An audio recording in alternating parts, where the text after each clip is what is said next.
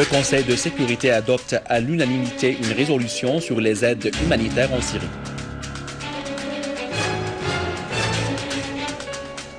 Al-Jafari appelle ceux qui prétendent être soucieux de la situation humanitaire en Syrie à lever les sanctions injustes et aider le gouvernement syrien dans sa lutte contre le terrorisme. Le ministre iranien des Affaires étrangères souligne la nécessité de lutter contre le terrorisme et l'extrémisme qui sont devenus une obsession pour tous les peuples de la région.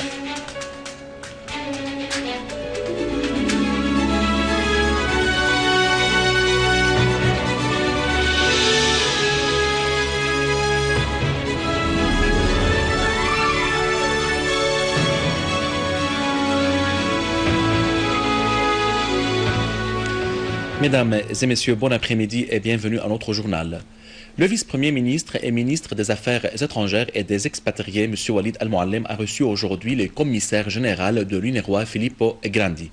Au cours de cet entretien, M. Muallim a affirmé que les défis et difficultés auxquels fait face l'UNRWA en Syrie étaient dus aux agissements et violations perpétrés par les groupes terroristes armés dans les zones où se trouvent des réfugiés palestiniens.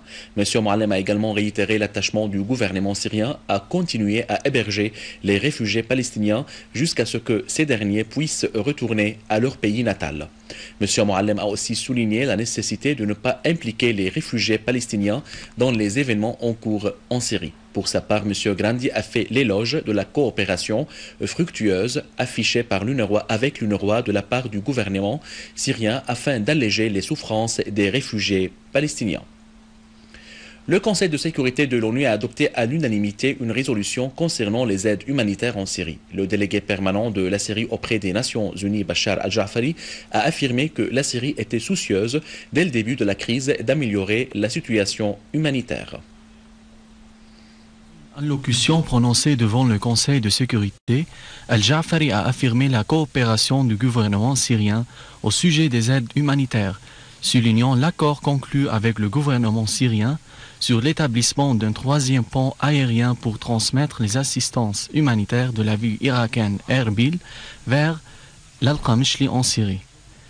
En outre, Al-Jafari a précisé que le gouvernement syrien assume 75% du volume des assistances, c'est-à-dire la partie la plus grande, alors que l'ONU et les autres organisations opérant en Syrie fournissent environ 25% seulement des assistances. De même, Al-Jafari a critiqué la position de certains gouvernements, dont des pays membres du Conseil de sécurité, qui soutiennent la campagne tendancieuse empêchant la coopération et l'ouverture du gouvernement syrien dans le domaine humanitaire.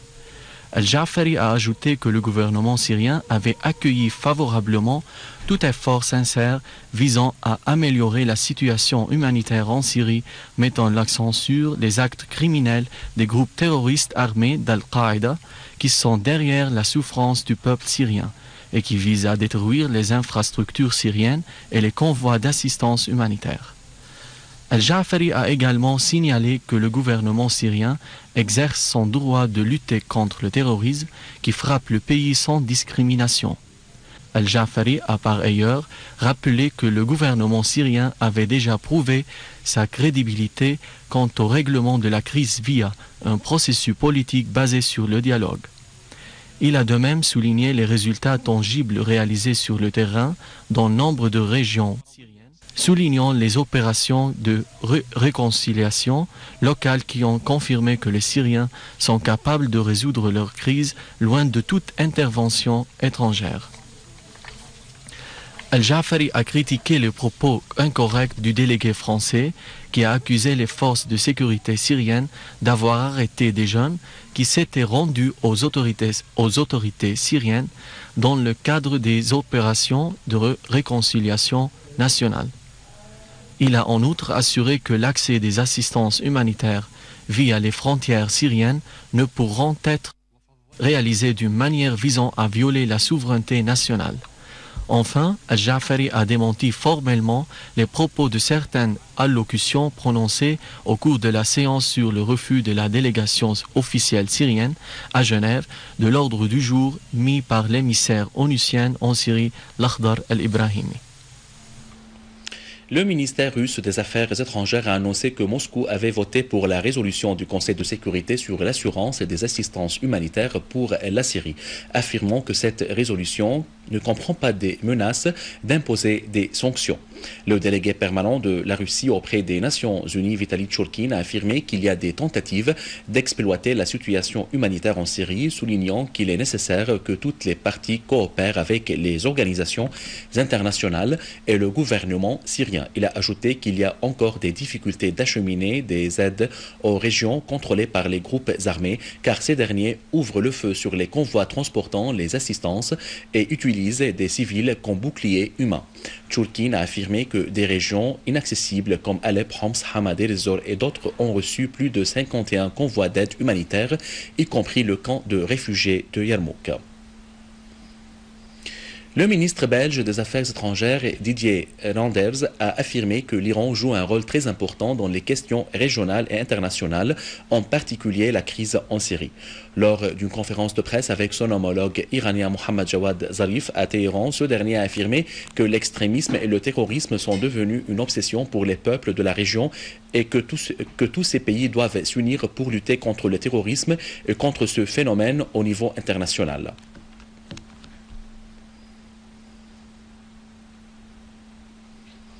Des milliers d'habitants de la région Ad-Dahiya à Harasta sont sortis dans une marche imposante en appui à l'armée arabe syrienne et aux constantes nationales.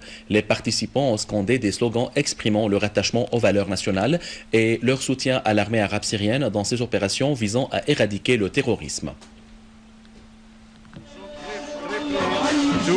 To participer maintenant à un festival public. Nous étions un peuple qui donne toutes les choses bien à tout le monde. Et ce qui se passe maintenant à Damas et à la Syrie, c'est un autre pas que la Syrie va donner tout le monde une paix. Et d'ici le paix et l'amour et la conciliation va être pour tout le monde. À la fin de ce journal, je vous rappelle les principaux titres. Le Conseil de sécurité adopte à l'unanimité une résolution sur les aides humanitaires en Syrie.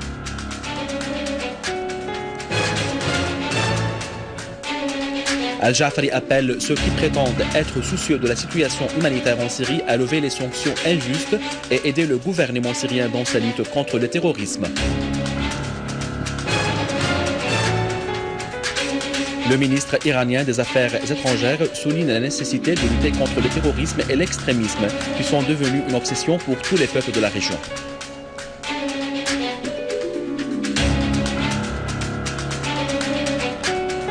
Mesdames et messieurs, c'était notre journal d'aujourd'hui. Merci de l'avoir suivi et au revoir.